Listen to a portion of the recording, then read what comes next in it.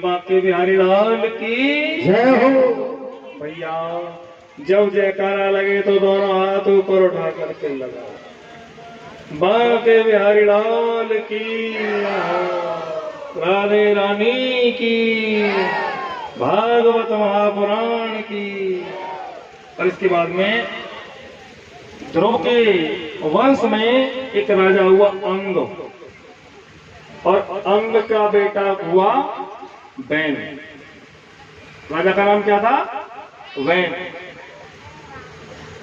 लेकिन वो तो राजा का नाम वैन था, और वैन कैसा था? हर बात अपनी पत्नी की मानता था। हर बात किसकी मानता था? अपनी पत्नी की। वो कहती रो तो रोता, सो तो सोता, और खाओ तो खाता, और पियो तो पीता। तो उस वैन की संज्ञा हमने इस वैन से दी। देखो ये जो ऑर्गन है ये बच्चे के हाथ में लगा हुआ है, इसका जो मन करेगा ये वही निकाल देगा। बेटा कैसे बजता है वैन, जरा बताओ।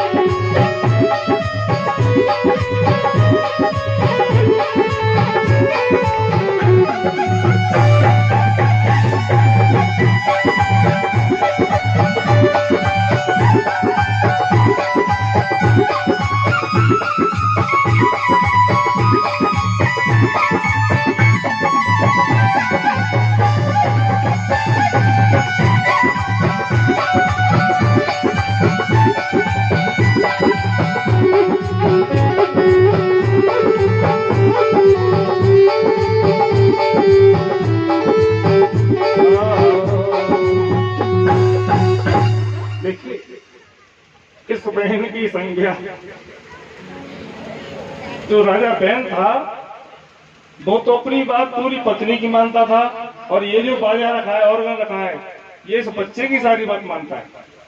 ये जो भी चाहे वही निकाल लेता है। तो उस बहन की संज्ञा हम इस बहन से दे रहे हैं।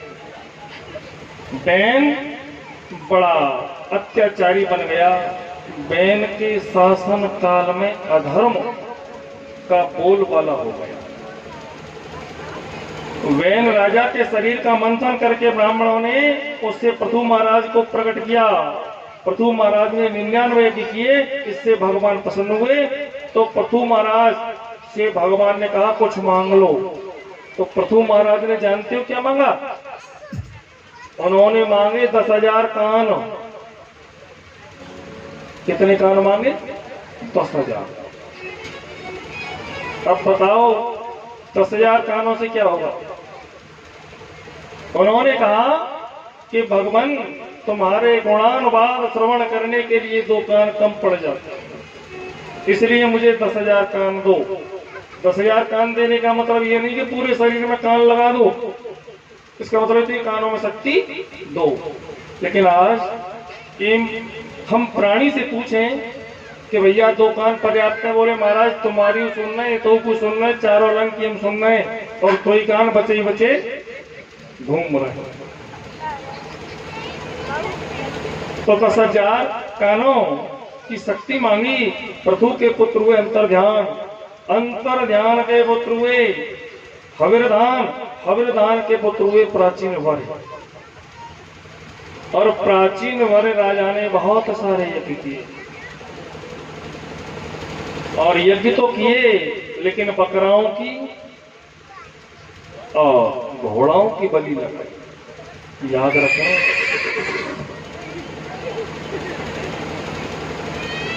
हजारों बकराओं की बलि चढ़ा दी और घोड़ाओं की बलि चढ़ा दी। एक दिन नारद बाबा आए। देखिए, पाप तो पाप होता है। पाप चाहे यज्ञ के बहाने करो, चाहे पूजा के बहाने करो, और चाहे किसी के बहाने करो, पाप तो पाप होता है। और पाप करने वाले को पाप का फल स्वयं भोगना पड़ता है। चाहे खाए उसे कितने भी लोग, लेकिन करता सो भोगता। जो करेगा वह भरेगा। जैसी करनी वैसा फल, और आज नहीं तो फिर निश्चय कर। प्राचीन बड़े राजा ने यज्ञ किए। नारद बाबा एक दिन आए तो नारद बाबा से प्राचीन बड़े राजा कह रहे हैं कि मुझे शाबाशी दो, मैंने बहुत से यज्ञ कर दिए। नारद बाबा बोले कि ऊपर आसमान में मुखारविंद करके देख, हजारों घोड़े और बकरे तेरा इंतजार कर रहे हैं कि कब तू घोड़ा और बकरा बनेगा, कब तू मरे। तो देखिए, पाप पाप होता है, इसलिए पाप चाहे किसी के बहाने हो, पाप पाप कब होता है। हमको पाप सोच समझ के ही करना चाहिए। बोले गोविंद भगवान की जय हो, माँ के बिहारी लाल की जय।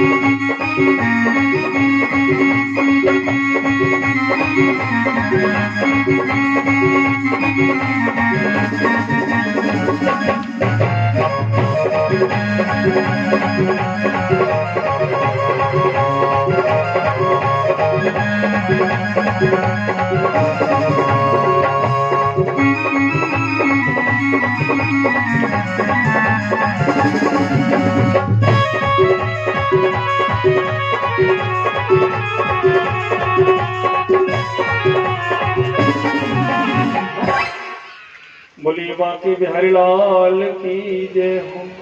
और ये आपके सामने गोपाल सिंह जी, इन्होंने भी व्यासपीठ पर आकर के पूजन किया, सम्मान किया, और मैं भगवान से कामना करूंगा कि इनको भी परमात्मा हर प्रकार की सुख संपत्ति और खुशी दे।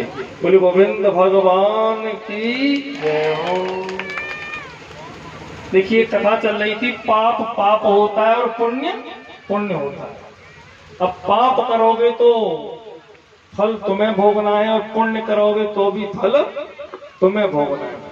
जैसा करोगे और वैसा ही भरोगे। आज प्राचीन वाले राजा की समझ में जब नहीं आया तो दृष्टांत दे करके उसको समझाया गया।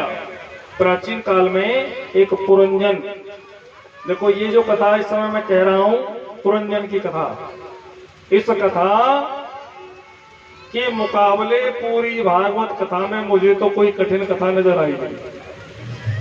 अगर पूरी भागवत कथा में कोई कठिन कथा है तो ये पुरंजन की कथा है। ये पुरंजन किसे कहते हैं? देखो अगर मैं बीच में समझाने लगूंगा तो समझ में नहीं आएगा। पुरंजन कहते हैं जीव को, अविज्ञात, इसका एक सत्ता है पुरंजन का, अविज्ञात। अविज्ञात जो जाना नहीं जाता। एक बार पुरंजन जीव ने अविज्ञात सखा को संग में लिया और सुंदर नगर की तलाश में निकला। कैसा नगर ढूंढ रहा है पुरंजन? जिसमें 9 दरवाजे हो, 9 द्वारे का पिंजरा, 9 द्वारे का महल। कौन बताएंगे भैया 9 द्वारे का महल कहां मिलेगा? 9 द्वारे के महल की तलाश में है ये पुरंजन। क्यों परीक्षक, कहीं मिल जाएगा? ये शरीर ही है। धन्यवाद। ये 9 द्वारे पुरे देही, ये 9 द्वार, कुछ विद्वान कहते हैं 9 द्वारों का पिंजरा और कुछ कहते हैं 10 द्वारों का पिंजरा। तो 9 द्वारे पुरे देही, सुंदर नगर की तलाश में गया, दुनिया में पुरंजन घूमा, लेकिन नगर बड़ी मुश्किल से मिला। ये 9 द्वारे का महल हमारा शरीर ही है। पुरंजन नाम का जीव इसमें प्रवेश कर गया तो अंदर कौन मिला? बुद्धि, पुरंजनी। अब पुरंजन पुरंजनी से पूछ रहा है कि तू कौन है? पुरंजनी ने कहा कि पतो तो मोहन है कि मैं कौन हूं, पतो तो मोहन है कि मैं कौन हूं, पर इतनी बात जानूं, अगर तुम मेरी बात मानोगे तो मैं तुम्हारा हर कार्य सफल कर दूंगा। तो पुरंजन नाम के जीव ने पुरंजनी से विवाह कर लिया। अब पुरंजनी से जब विवाह कर लिया, जब पुरंजनी से विवाह कर लिया, पुरंजनी बुद्धि, तो बुद्धि ने कहा विवाह तो कर लो लेकिन मैं अकेली ना हूं, मेरे संग 10 सहेली हैं। अब 10 सहेली कौन है? कि 5 कर्मेंद्रियां और 5 ज्ञानेंद्रियां। और अंदर गया तो आगे बैठा है विसूचीन। विसूचीन जब बैठा है डंडा लेकर के, विसूचीन किसे कहते हैं? विसूचीन है मन, विसूचीन कहते हैं मन को। आगे मन मिला और भी इससे आगे जब गया तो 5 फण का मिला नाग। ये 5 फण का नाग क्या होता है? यही पंच प्राण होता है। और जब तक ये पंच प्राण रहेगा बस तब तक शरीर रहेगा, और जिस दिन ये शरीर से निकल जाएंगे प्राण, उस दिन केवल मिट्टी पड़ी रह जाएगी, मिट्टी का ढेर पड़ा रह जाएगा। बोली बांके बिहारी लाल की जय हो। और नगर के पास में रहता है चंडवे। चंडवे कहते हैं काल को। काल अपना पूरा जोर लगाता है। काल झपट्टा देत है दिन में 12,000, और मूर्ख नर चेतै नहीं कैसे उतरे पार। जब काल बार बार आया, शरीर भ्रष्ट पुष्ट था, काल कुछ बिगाड़ नहीं पाया, तो काल ने फिर अपनी बेटियों को भेजा है। ये काल की बेटी कौन है? जरा। जरा माने बुढ़ापा। बताओ बूढ़ा तुम में से होना कौन कौन चाहता है? कोई बूढ़ा होना चाहता है? बूढ़ा होना कोई नहीं चाहता, लेकिन बुढ़ापा जबरदस्ती आता है। बूढ़ा होना चाहता कोई नहीं, लेकिन बुढ़ापा जबरदस्ती आ जाता। और ये मृत्यु की 4 घंटी बजती है, परमात्मा 4 प्रेम पत्र भेजता है। कितने पत्र भेजता है? 4। सबसे पहली चिट्ठी परमात्मा की आती है, कानों के पास से बाल सफेद पड़ने लग जाएं तो समझो भगवान ने 1 घंटी बजा दी। लेकिन प्राणी कहता है कि अगर हमको मालूम पड़ जाती तो हम समझ जाते, हमको पता ही नहीं चला कि हम बुढ़े हो गए। पहली घंटी बाल कानों के पास से सफेद पड़ने का नंबर लग जाए तो समझो परमात्मा ने बुलावा भेज दिया, शुरुआत कर दी। लेकिन ये प्राणी बड़ा चालाक है। आज का प्राणी कलयुगी जीव बड़ा ही चालाक है। जैसे ही बाल सफेद पड़ने लगे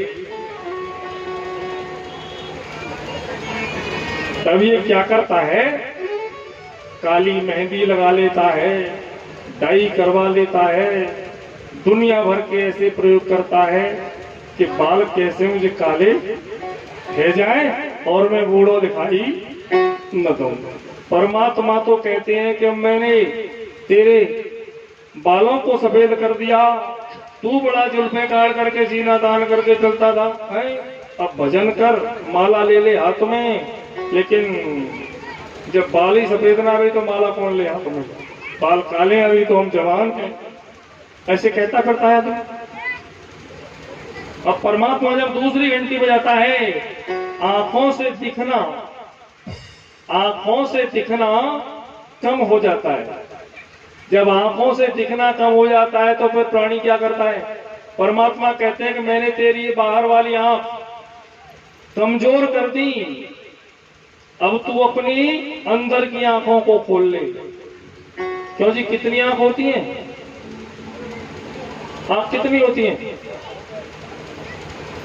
आंख होते 4, 2 बाहर की और 2 भीतर की। इन आंखों को परमात्मा कमजोर करता है। तो जब कोई प्राणी, समझदार प्राणी गलत काम करता है तो क्या कहते हैं लोग कि जाके हियो की फूट गई, कहते हैं ना कि जाके हियो की फूट गई, यानी हिया में 2 आंख होते हैं। तो परमात्मा कहते हैं कि मैंने तेरी इन आंखों को कमजोर कर दिया, इनको खोल ले। लेकिन प्राणी क्या करता है? एक आंखों के डॉक्टर के पास जाता है और डॉक्टर से कहता है कि डॉक्टर साहब ऐसा चश्मा चढ़ा दो आंखों पे, हैं? ऐसा चश्मा आंखों पर चढ़ा दो कि पहले तो ज्यादा दिखाई देवे लग जाए। चश्मा बन गया लेकिन भजन का नंबर नहीं आया, क्योंकि दिखाई तो दे ही रहा है, पहले तो और ज्यादा दिखाई देवे लग लो। अब तीसरी घंटी फिर परमात्मा बजाते हैं, दांत बाहर आने लगते हैं, बत्ती सी गिरने लगती है। क्यों गिरती है बत्ती सी? परमात्मा की तीसरी घंटी। परमात्मा कहता है तूने बड़ा चना जोर गरम मारा था, अब हलवा खा,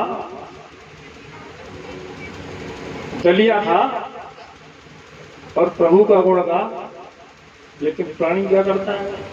दांतों के डॉक्टर के पास चला जाता है कि डॉक्टर साहब पूरी बत्ती सी लगा दो ताकि मैं पहले की तरह चना जोर गरम खा सकूं।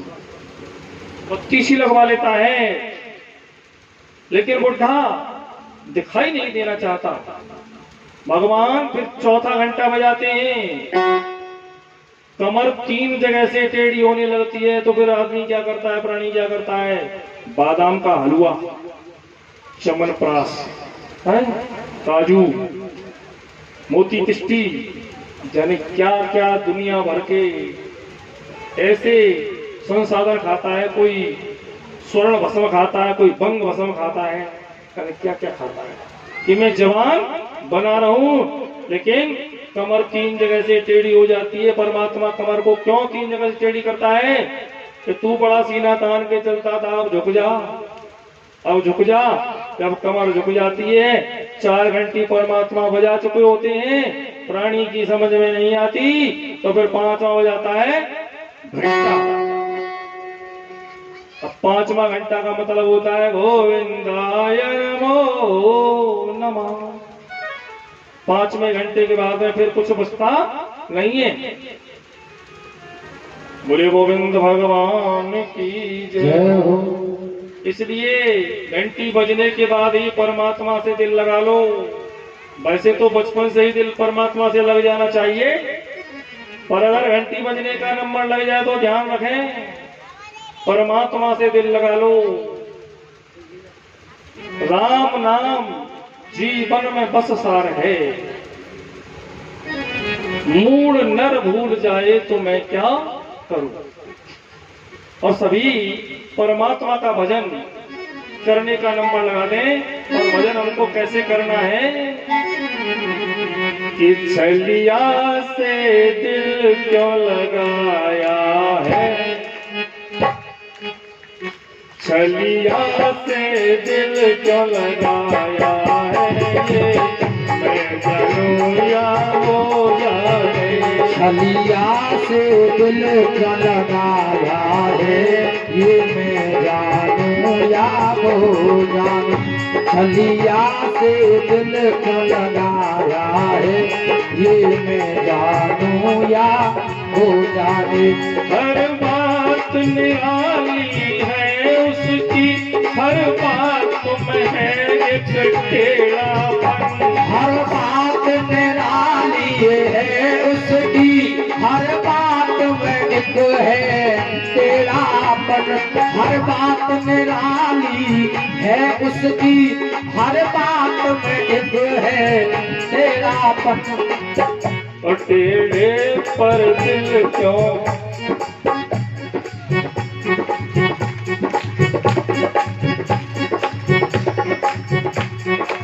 और टेढ़े पर दिल क्यों आया है, और टेढ़े पर दिल क्यों आया है, ये मैं जानूं या वो जाने।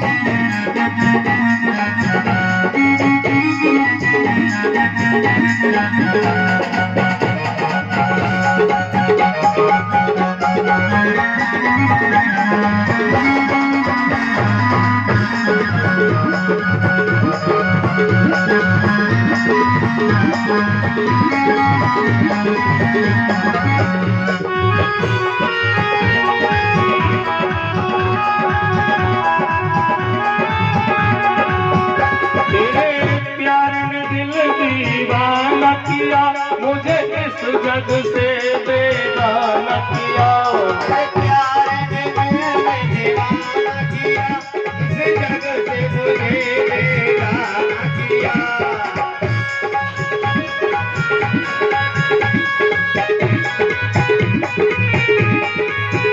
ये कैसा जादू चलाया है,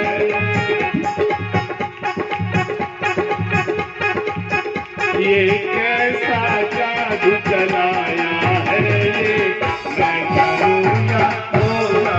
मैं छलिया से दिल को लगाया है, ये मैं जानूं या वो जाने।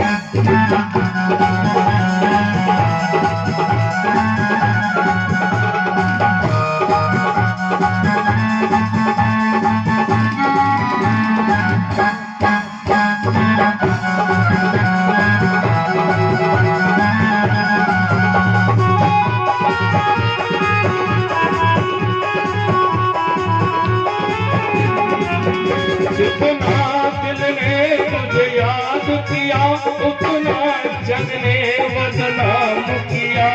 जितना दिल ने तुझे याद किया उतना जग ने बदनाम किया। जितना दिल ने तुझे याद किया उतना जग ने बदनाम किया। बदनामी का फल पाया है और बदनामी का फल पाया है। मैं जानूं या हो जाए छलिया से दिल क्यों लगाया है ये मैं जानूं या हो जाए।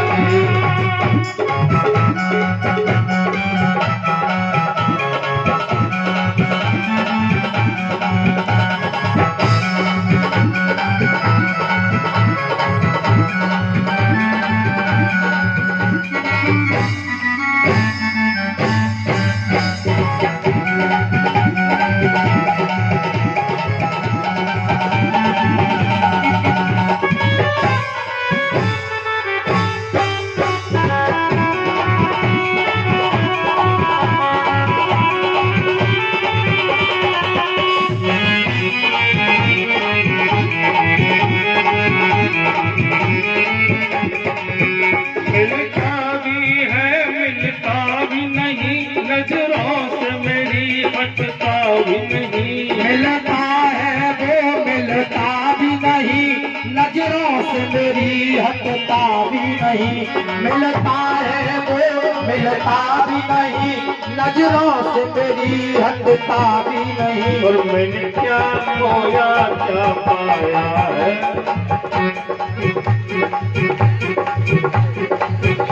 एक भक्त कह रहा है मैंने क्या खोया क्या पाया है।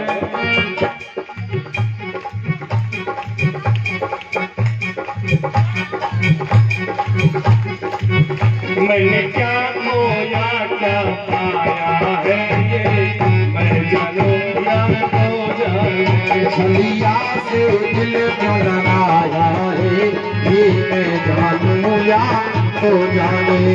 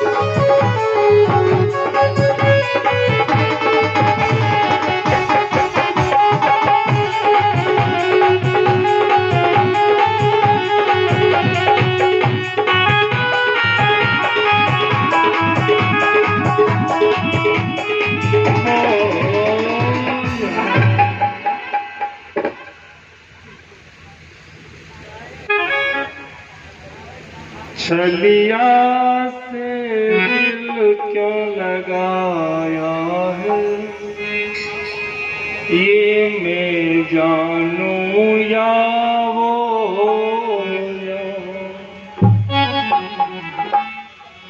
परीक्षित ने कहा कि गुरुदेव प्रिय व्रत के वंश में क्या हुआ? प्रिय माने अच्छा हो, व्रत माने संकल्प।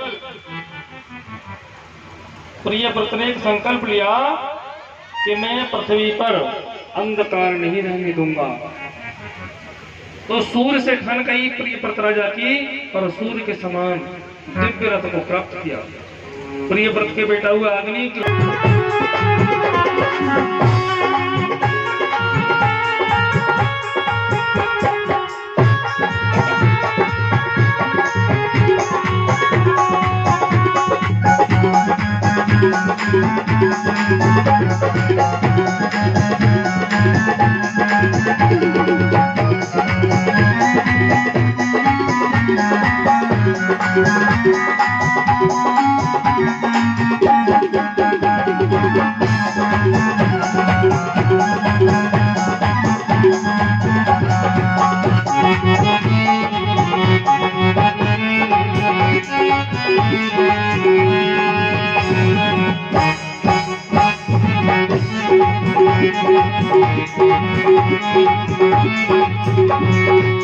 राम जी की चिड़िया है राम जी को खेत है। राम जी की चिड़िया है राम जी को खेत है। राम जी की चिड़िया है राम जी को खेत है।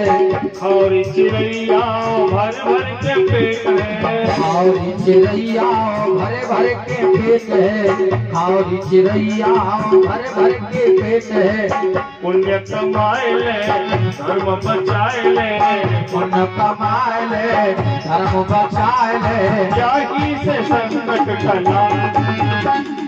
बोल बोला बोल बोला बोल बोला बुल बुला बुल बुला बुल बुला।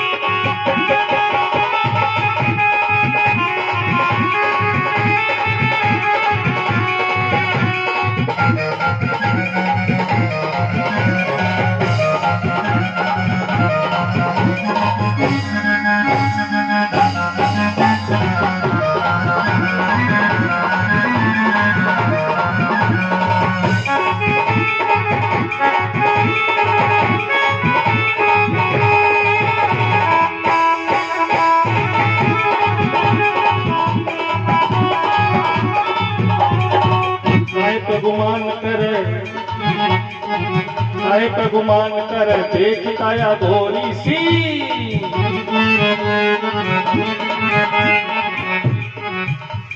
काहे पे गुमान कर देख काया गोरी सी। एक दिन चल जाएगी फागुन की होली सी। एक दिन चल जाएगी फागुन की होली सी। एक दिन चल जाएगी फागुन की होली सी। ये छोरा छोरी ये छोरा छोरी और पुनवा के अग्नि में देंगे जला। बोल बोला बोल बोला बोल बोला बुल बुला बुल बुला बुल बुला बुल बुला बुल बुला बुल बुला।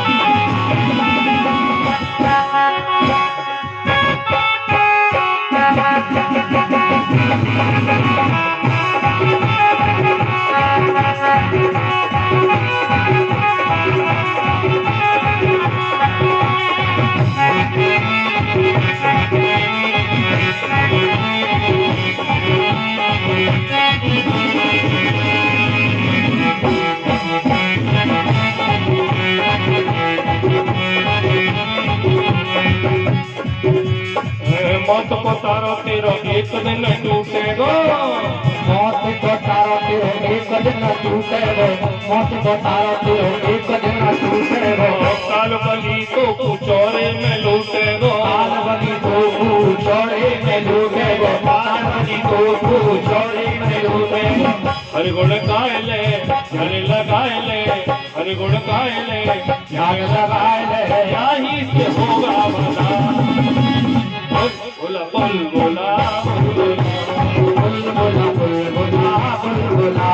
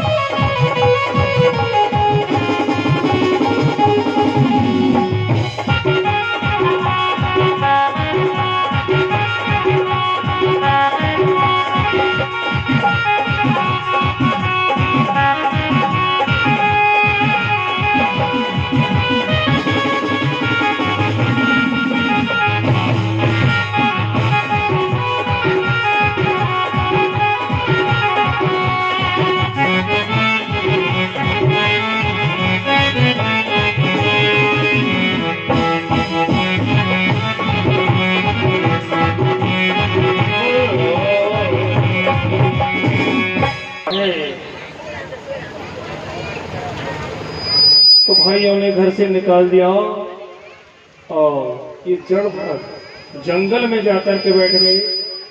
वहां पर कोल व्हील किराता को अपनी काली माँ के लिए बलि लगानी थी, तो जड़ भरत को ही चुना, जड़ भरत को ही चुना। लेकिन जड़ भरत को वहां से भी बच करके आ गई जड़ भरत। और इसके बाद में एक दिन राजा रहुगण की पालकी जा रही है। राजा रहुगण पालकी में सवार होकर जा रहा है और पालकी का एक कहार अस्वस्थ हो गया। तो जड़ भरत जी को ही चौथे कहार के रूप में पालकी में लगा दिया। अब ये जब कोई चीटा चीटी मार्ग में आ जाता तो जड़ भरत कूद जाते और राजा रहुगण का सर पालकी में टकरा जाता। तो राजा रहुगण ने ऊपर से कहा, क्या ये चौथा कहार अस्वस्थ है, बीमार है, क्या बात है? इसलिए कहो कि संभल के चले। लेकिन फिर भी जब चीटा चीटी आया तो जड़ भरत फिर भी कूद गए। तो राजा ने पालकी में से रहुगण ने फिर कहा कि हम इसको ऐसी सजा देंगे जो ये जीवन भर याद करेगा। लेकिन जड़ भरत ने अपना वही काम किया और जब जड़ भरत फिर कूद गए चीटा चीटी पर, तब राजा रहुगण कह रहा है कि हम इसको अब सजा जरूर देंगे। तो जड़ भरत आज विचार कर रहे हैं कि आगे आने वाली पीढ़ियां और दुनिया के लोग क्या कहेंगे कि जड़ भरत ने जिस राजा रहुगण को अपनी पालकी में ढोया। तो वहां राजा रहुगण भी बिना ज्ञानवान रह गया। तो जड़ भरत पालकी में लगे हुए नीचे से बोलने लगे, त्वयोदितं व्यक्तं विप्रलब्धं वर्तु समये स्यादद्वीर भारो। ऐसे ही संस्कृत के श्लोक सुन करके राजा रहुगण पालकी से कूद गया नीचे। बोले आप कौन? कहीं साक्षात कपिल देव भगवान ही तो नहीं? तो जड़ भरत कह रहे हैं कि राजन, ये तुम्हारी गलती। तुमने पूछा कि तुम कौन हो, तो जो तुम हो वो मैं हूं, जो तुम हो वो मैं हूं। और दूसरी बात, तुमने कहा कि तुम्हें ऐसी सजा देंगे। राजन, तुम मुझे क्या सजा दोगे? बताइए, गेहूं को पीस करके क्या बनता है? क्या बनता है? आटा। गेहूं को पीस के आटा बनता है, और आटे को पीस के क्या बनता है? और मैदा को पीसने लग गया तो क्या बनेगा? राजन, हम पिस पिस कर मैदा बन चुके हैं, अब तुम इससे ज्यादा हमें और क्या पीसोगे?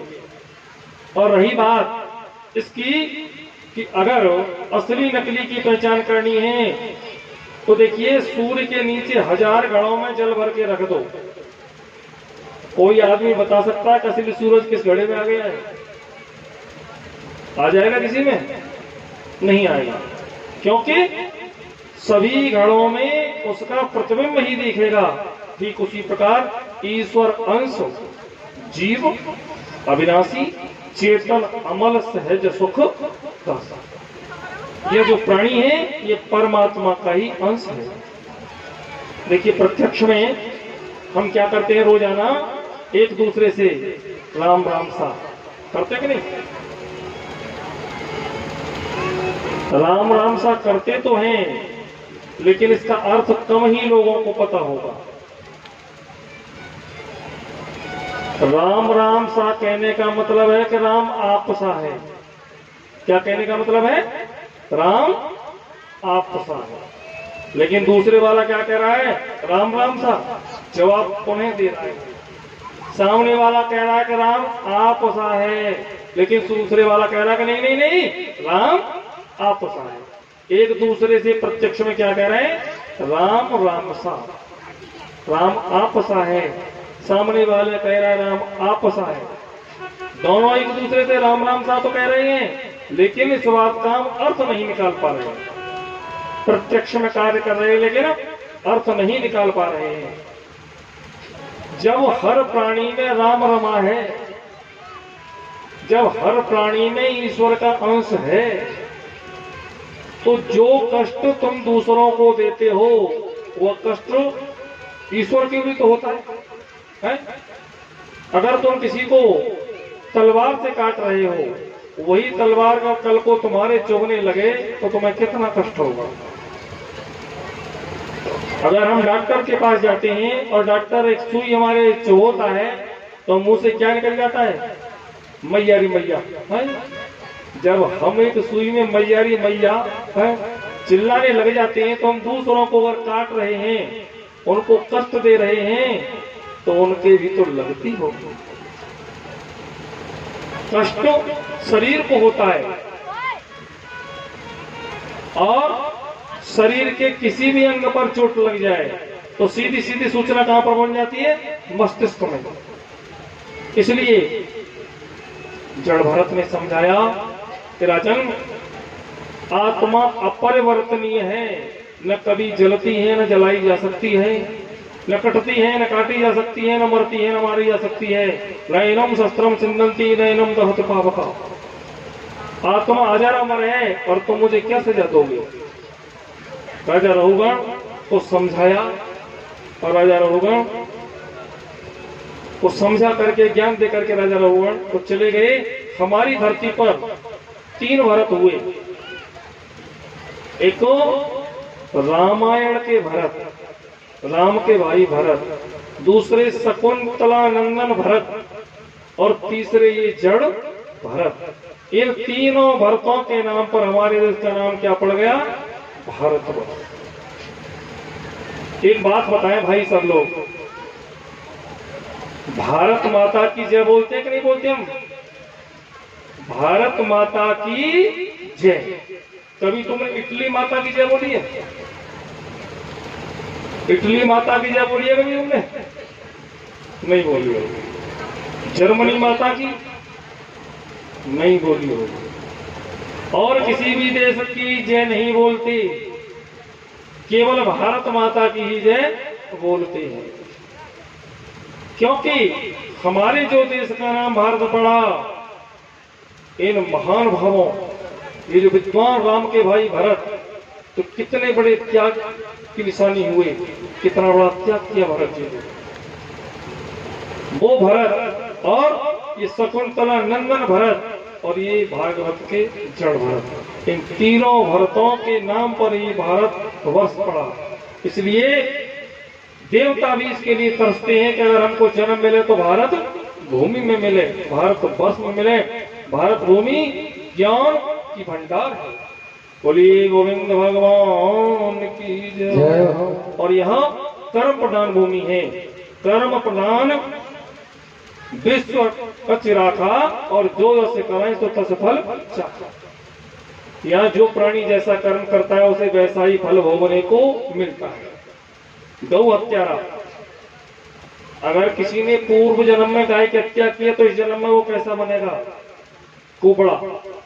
अगर किसी के कुबड़ निकल रहा है तो अपने आप समझ ले कि पुराने जन्म में मैंने गाय मारी थी। गौ हत्यारा अगले जन्म में कौन बनता है? कुबड़ा। स्त्री हत्यारा या गर्भ गिराने वाला अगले जन्म में बनता है ढील। न खाने योग्य वस्तु के खाने से जलोदर रोगी और किसी को न देकर अकेला खाने वाला मिर्गी रोगी।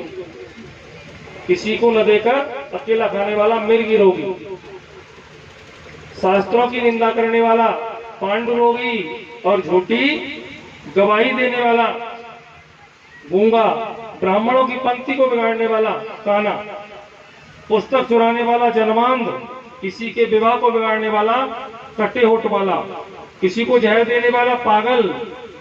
आग लगाने वाला अगले जन्म में गंजा। और बिना न्योते के भोजन करने जो चला जाता है वो कौन बनता है?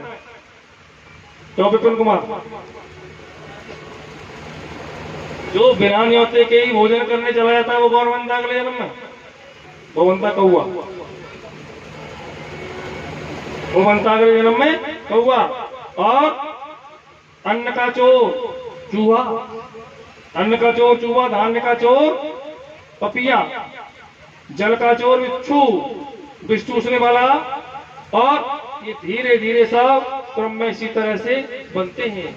अब देखो ये जो इधर माताएं बहना बैठी हैं, इधर भी कुछ बैठी हैं, ये कह रही हैं सब पुरुषों के बारे में बता दिया, हमारे बारे में बिल्कुल नहीं बताया। तुम्हारे बारे में ही बताऊंगा। जो स्त्री अपनी सास को गाली देती है, जो स्त्री अपनी सास को गाली देती है वो अगले जन्म में बनती है जोंक। क्या बनती है वो? जोंक। पति को धमकाने वाली जुई डिंगर बनती है। जो अपने स्त्री अपने पति को धमकाती है वो अगले जन्म में क्या बनती है? डिंगर। और पति को छोड़ करके परपति में मन लगाने वाली दुमुही कचलेण। पति के साथ छल करने वाली चील। और पति के साथ दगा करने वाली अपुत्रा। और पति से अपशब्द बोलने वाली विधवा। ये मैं आपको भजन के माध्यम से बताऊंगा। अरे पत्नी अपने पति से, अरे पत्नी अपने पति से जो दगा करेगी नरक मिलेगा उसको, तरसेगी जन्म बिसार। नरक मिलेगा उसको, तरसेगी जन्म बिसार। पत्नी अपने पति से, पत्नी अपने पति से जो दगा करेगी नरक मिलेगा उसको, तरसेगी जन्म बिसार।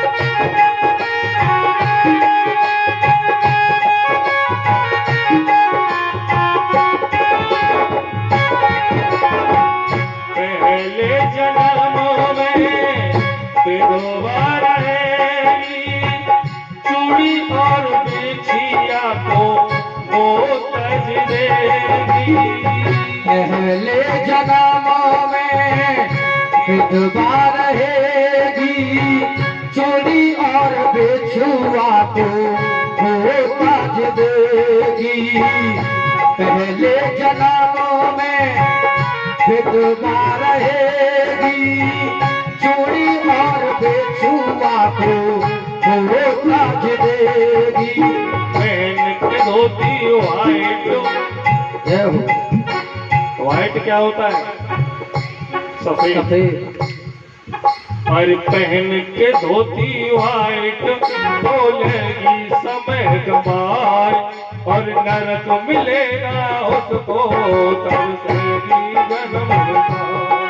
हाँ नरक मिलेगा उसको तरसेगी जन्म बिसार।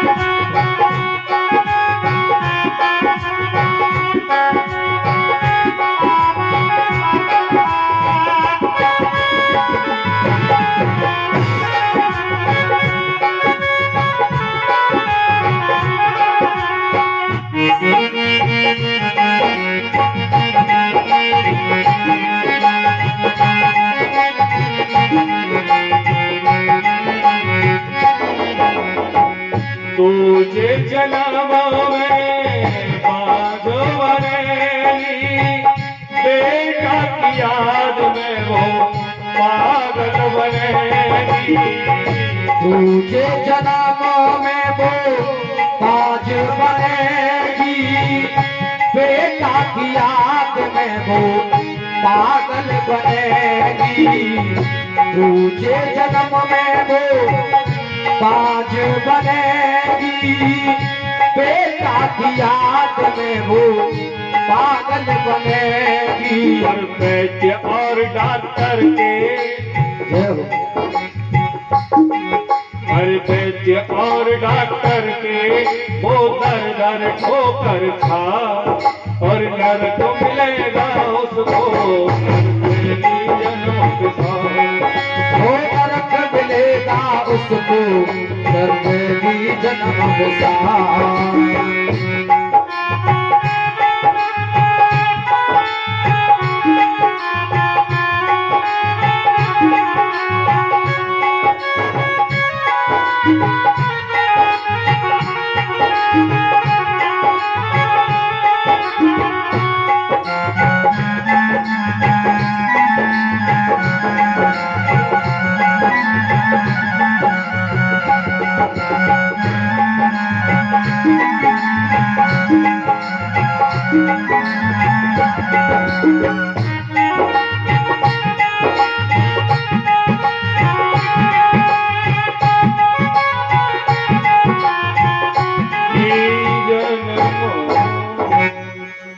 बोले गोविंद भगवान की जय हो। बांके बिहारी लाल की जय हो। सुखदेव जी महाराज कहते हैं कि राजन, प्रयास ये करो, प्रयास ये करो कि हमें जीवन में कभी किसी के सामने हाथ ना फैलाना पड़े। परमात्मा से ये प्रार्थना करो, कोशिश करो कि हमें हमारे जीवन में किसी के साथ झोली ना फैलानी पड़े, हाथ ना फैलाना पड़े। और झोली फैलानी है तो किसके सामने फैला दो? ऊपर वाले के साथ। हाथ पसारना है तो किसके सामने पसारो? ऊपर वाले के साथ। राजन, मुझे एक कथा याद आ गई। कन्नौज नगर में एक अजामिल नाम के भगत जी रहते थे। अजामिल विद्वान थे, लेकिन मन बिगड़ गया। और मन का तो मामला ही है सारा। अजामिल थे तो बड़े विद्वान, लेकिन एक दिन मन बिगड़ गया। जंगल में गए और जंगल में उन्होंने एक अजीब नजारा देखा। एक तो गणका एक पुरुष के साथ में संगम कर रही थी। तो अजामिल ने वो दृश्य किससे देखा? आंखों से। ध्यान रखें, पाप प्रवेश करने के शरीर में दो ही साधन है बस, एक तो आंख और दूसरा क्या है? कान। अगर आंखों के द्वारा हम गलत दृश्य देखेंगे तो पाप आंखों के सहारे हमारे दिल में उतर जाएगा, और अगर गलत संगीत कानों के द्वारा सुनेंगे तो पाप संगीत के द्वारा हमारे हृदय में उतर जाएगा। अजामिल ने वैश्या को, एक लड़का को एक पुरुष के साथ संगम करते हुए देखा। तब अजामिल ने उस लड़का से कहा कि क्या तुम हमारे साथ चल सकते हो? बोले हाँ, क्यों नहीं, हमको तो पैसे चाहिए, हमारा तो यही पैसा है। तो अजामिल ने क्या किया कि उस लड़का को अपने साथ अपने घर ले आया।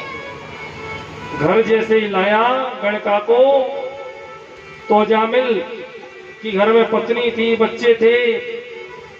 तो पत्नी ने और बच्चों ने कुछ नहीं पूछा, लेकिन लड़का ने पूछा ये कौन है?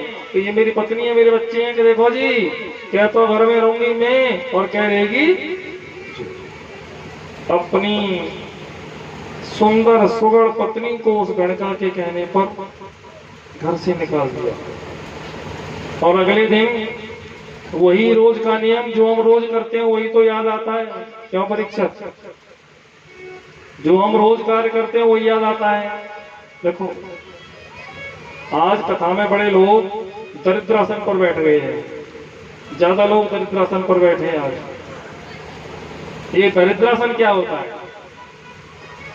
ऐसे हम दोनों पैरों को कर लेते हैं, पैरों को ऐसे, घुटनों को है, और दोनों पैर हाथों से कस लेते हैं। हाथ भी परेशान होते हैं कि कैसे छूट जाए, और पैर भी परेशान होते हैं कि हाथ छोड़ दें तो पैर सीधे हो जाए। इस आसन को कहते हैं दरिद्रासन। देखो, किसी आसन पर बैठ के तुम कथा सुनो, लेकिन दरिद्रासन पर बैठकर कथा नहीं सुननी चाहिए। अब अजामिल ने अपनी पत्नी को निकाल दिया। रात्रि को विश्राम हुआ, सवेरा हुआ तो अजामिल नहा धो करके माला लेकर के वजन करने बैठा। लड़का बोली ये क्या कर रहे हो? बोले क्या करूं? बोले माला वाला जोड़ दो। माला तुमने कल नहीं बढ़े देना, ये माला वाला से बंद। बोले करना क्या है? बोले शराब पियो और आनंद लो। क्योंकि लड़का ने कह दिया कि केवल शराब पियो, मुझे किसके लिए लाए हो? अब रंग से संग बदल गया, संग से रंग बदल गया। जो अजामिल विद्वानों की श्रेणी में आता था, धीरे धीरे अजामिल दुष्ट के नाम से जाना लगा। धीरे धीरे गणका के माध्यम से अजामिल के 9 बेटे पैदा हो गए। समय बीतता चला गया। एक दिन संतों की टोली और जा रही थी। मार्ग में कन्नौज पड़ गया, अजामिल का गांव पड़ गया। तो संतों ने किसी गांव वाले से पूछ लिया कि भैया यहाँ कोई हमारा भगत है जो हमको रोक ले, हम 20-25 लोग हैं। तो किसी ने शरारत कर दी कि हाँ अजामिल है, वो तुम्हें रोक लेगा। संत बेचारों को क्या पता, अजामिल के द्वार पर पहुंच गए, खटखटाने लगे, भक्त अजामिल है क्या? अजामिल की पत्नी गणका निकल करके आई। बोली महाराज तुम गलत आ गए हो, मेरे पति कोई भक्त वगैरह नहीं है, वो तो डाकू हैं। पर तुम यहाँ पर आए हो तो फिर कुछ खाने के लिए ले जाओ, और मैं तो इतनी निकृष्ट कुल में जन्मी हूं कि मेरे हाथ का तो तुम भोजन भी नहीं कर सकते, इसलिए सूखी सामग्री ले जाओ। और थोड़ी दूरी पर ये पीपल का वृक्ष है, बनाओ और खाओ। संतों ने भोजन बनाया, अपने आप बनाया, और जैसे ही एक टुकड़ा तोड़ करके महंत जी ने खाया। टुकड़ा तो खा लिया, लेकिन रोने लगे, आंखों में आंसू आ गए। और संतों ने कहा महाराज क्या हुआ? बोले मैंने दुष्ट के घर का अन्न तो खा लिया। अब संत का कर्तव्य क्या है? अगर वो किसी के घर का अन्न खा ले तो उसको सुधारना। अब महंत जी सोच रहे हैं कि अन्न तो खा लिया, लेकिन सुधारूंगा कैसे? जो बिगड़े हुए को सुधारे वो साधु। जाओ। रोने लगे मेहनती, लेकिन सबने भोजन कर लिया। इतने में ये अजामिल आ गया और अजामिल इन संतों को फटकारने लगा, कौन हो, कहां से आए हो? इतने में ही गणका निकल करके आ गई, बोले सुनो जी, इनको मैंने रोका है संतों को। अब गणका से तो डरता था अजामिल, बोले तुमने रोका है तो कोई बात नहीं, 2-4 दिन रहने दो। और सवेरा जब हुआ तो संत घर आए और संतों ने कहा कि हमने आपके घर का अन्न ग्रहण कर लिया, हमको दक्षिणा भी चाहिए। तो अजामिल ने कहा कि दक्षिणा मुझसे, लेकिन गणका ने कहा चुप तो रहो, मांगने तो दो इन्हें। तो संतों ने क्या दक्षिणा मांगी? परीक्षक जी जानते क्या दक्षिणा मांगी? कि तुम्हारे 9 बेटे हैं, किसी का नाम रिंकू है, किसी का नाम टिंकू है, किसी का नाम चिंकू है, किसी का नाम सिंकू है। चिंकू, पिंकू, रिंकू, सिंकू, टूटी, फ्रूटी, स्वीटी, ऐसे नाम रख लेते हैं। इन नामों के लेने से कल्याण नहीं होगा। और अपने 10वें बेटे का नाम रख लेना नारायण। क्या नाम रख लेना? नारायण। तो रोजाना जब नाम लोगे तो कल्याण हो जाएगा। नाम किसी के बहाने लो। पत्नी का नाम अगर अच्छा है तो पत्नी के नाम के सहारे कल्याण हो जाएगा, बेटी का नाम अच्छा है तो बेटी के नाम के सहारे कल्याण हो जाएगा। देखो बात तो जरा पुरानी हो गई, लगभग 20 वर्ष हो गए होंगे। ये राया के पास एक कोयल गांव पड़ता है, राया के पास एक कोयल गांव पड़ता है। लगभग 20-22 साल पुरानी बात है। हम एक भजन गा रहे थे, और कौन सा भजन गा रहे थे? कि काली मर्दन कंसन कंदन देवकी नंदन तव शरणम।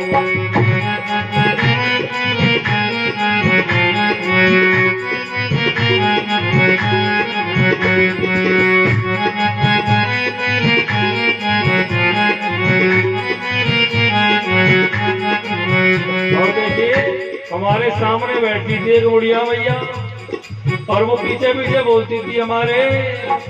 हमने बोला कि काली मर्दन, और सभी मैयाओं को जानकारी होनी चाहिए कि अपने पति का नाम नहीं लेते। पति का नाम जो मैयाएं लेती हैं उनके पति की आयु घट जाती है। तो भजन में हम क्या गा रहे थे? काली मर्दन कंसन कंदन देवकी नंदन तव शरणम।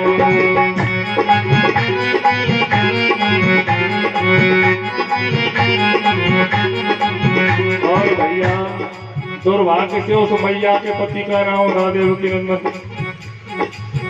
उसके पति का नाम क्या था? मैया के पति का नाम देवकी नंदन। तो मैया भी क्या गाने लग गई पीछे पीछे?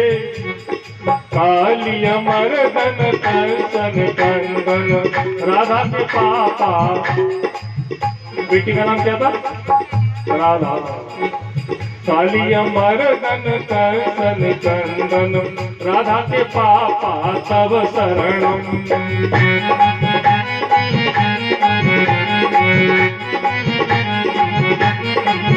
और भैया आज तो जमाना ही बड़ा बुरा चल रहा है। मैंने बहुत सी बिटियाओं को नाम लेते हुए देखा। हमारे पास कुछ पूछने आई, हमने पूछा तुम्हारे पति का नाम क्या है? तो जरा भी हिचकिचाहट नहीं है कि उनका नाम राकेश कुमार है। बिल्कुल भी हिचक झिझक नहीं होती आज की बच्चियों को। और पहले जो मैयाएं बिटियाएं बहनाएं थी वो पति का नाम नहीं लेती थी, क्योंकि वेद पुराण शास्त्रों में आया है कि पति परमेश्वर आया और पति का नाम नहीं लेना चाहिए। पति का नाम लेने से पति की आयु घट जाती है, इसलिए पति का नाम मैयाओं को नहीं लेना चाहिए। बोले बांके बिहारी लाल की जय। तो अपने बेटा बेटियों के ऐसे नाम रखो कि गलती से भी हम कोई और नाम लें तो भगवान का नाम आ जाए। जैसे बेटी का नाम क्या रखें? राधा रख लें, गीता रख लें, सीता रख लें, सावित्री रख लें, रुक्मिणी रख लें। बहुत से नाम हैं। बेटे का नाम कन्हैया रख लें, गोविंद रख लें, गोपाल रख लें, कान्हा रख लें, केशव रख लें, माधव रख लें, मधुसूदन रख लें। आओ, इनके 10वें बेटे का नाम क्या रख गया? नारायण। अजामिल के 10वें बेटे का नाम नारायण, और नाम रख करके संत भगवान तो चले गए। अब तो कोई बात हो, नारायण नारायण नारायण, अजामिल बार बार किसको पुकारता? नारायण को। मंत्र महामन विषय ब्याल के, और मैटत कठिन को अंक भल। जब रोजाना ही नारायण नारायण कहने लगा तो एक दिन क्या हुआ? यमदूत दिखाई पड़ने लगे। अजामिल को यमदूत दिखने लगे, काले काले यमदूत। तो ये अजामिल अपने बेटे को ही पुकार रहा है, लेकिन कैसे पुकार रहा है?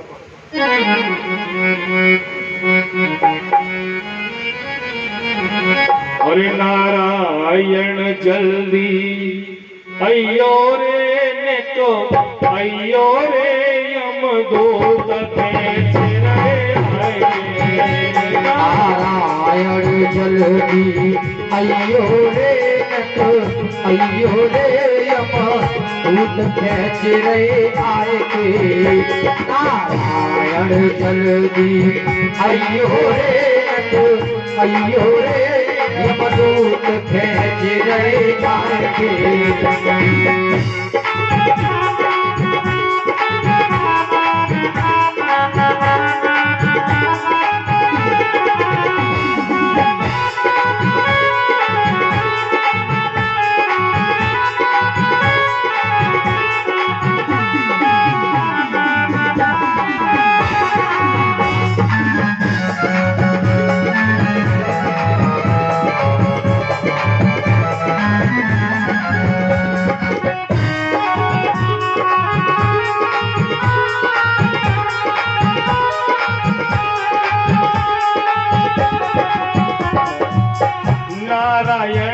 को जल्दी आना, नारायण को जल्दी आना, नारायण को जल्दी आना। आके मुझको धीर बनाना, आके मुझको धीर बनाना, आके मुझको धीर बनाना। इनसे मोहे बचैयो रे, बचैयो रे यमदूत खेच रहे आए के। नारायण जल्दी अयो रे, अयो रे यमदूत खेच रहे आए के।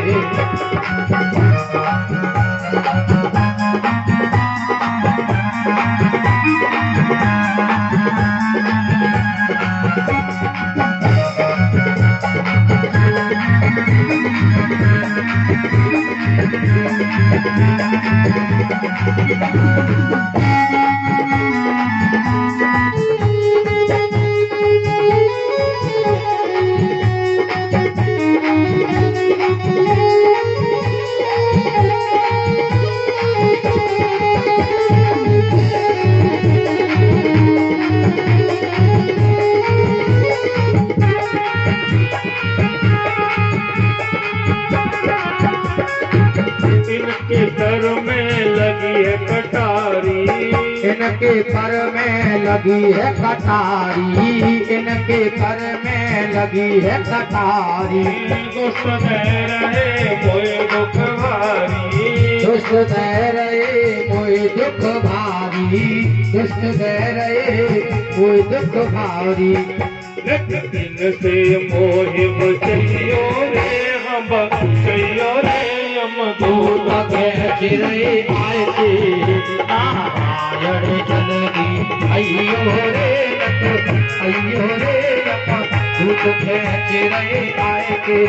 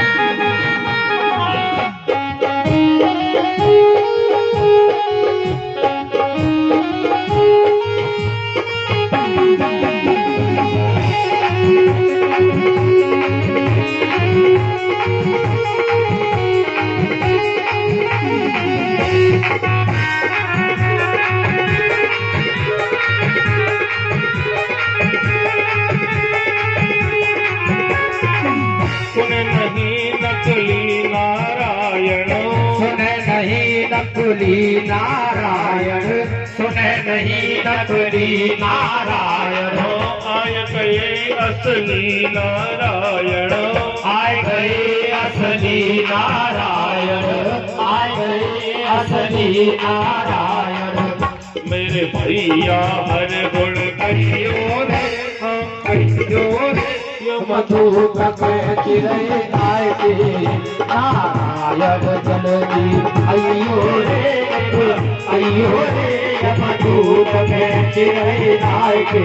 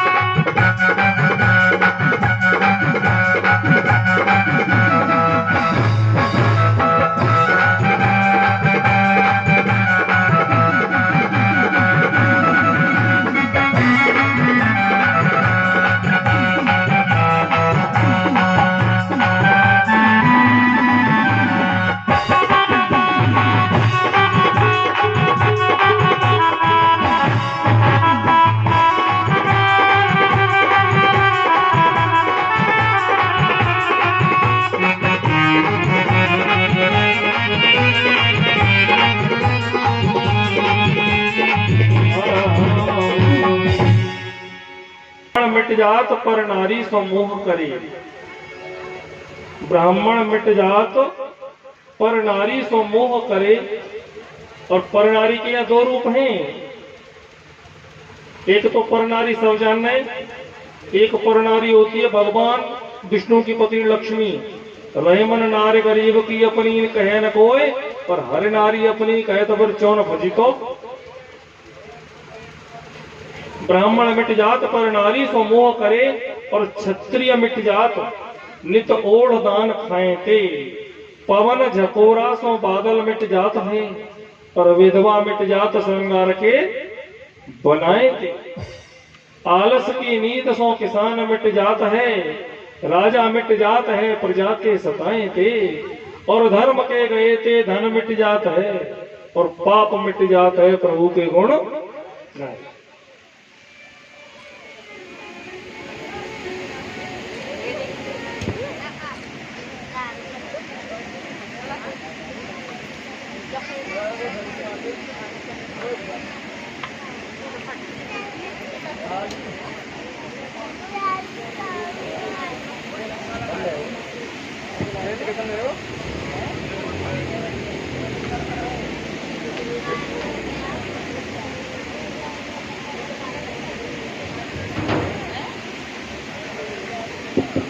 बोले गोविंद भगवान की जय।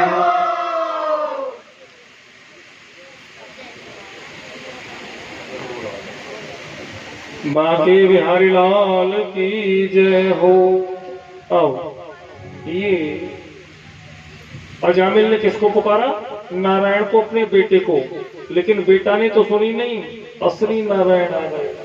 नारायण के सेवक आ गए। इधर में यमदूत खड़े हैं, यमदूत कह रहे हैं पापी हम ले जाएंगे। और भगवान के सेवक क्या कह रहे हैं कि अंत काल में नारायण को नाम ले रहे हो, ये पापी नहीं हो सकता। अंत काल में जिसके मुखारबिंद पर भगवान का नाम आ रहा है वो पापी कैसे हो जाएगा? यमदूत कह रहे हैं जाके बेटा को नाम है नारायण हो, तो भगवान के पार्षद कह रहे हैं बेटा को नाम हो चाहे बाप को नाम हो, ये नारायण हमारे भगवान को नाम है? इसने हमारे भगवान को याद किया। यह अजामिल चारपाई पर पड़ा पड़ा सब सुन रहा है, और अंत में अजामिल किसके साथ गया? नारायण भगवान के पार्षदों के साथ। और यमदूत लौट करके चले गए। यमदूतों ने कहा कि उस पापी को तो नारायण के पार्षद ले गए,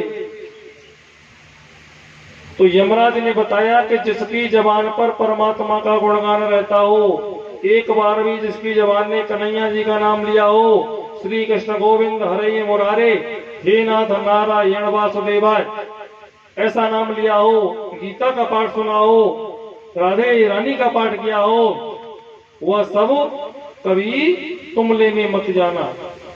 मेरे पास तुम किसको लेके आओगे?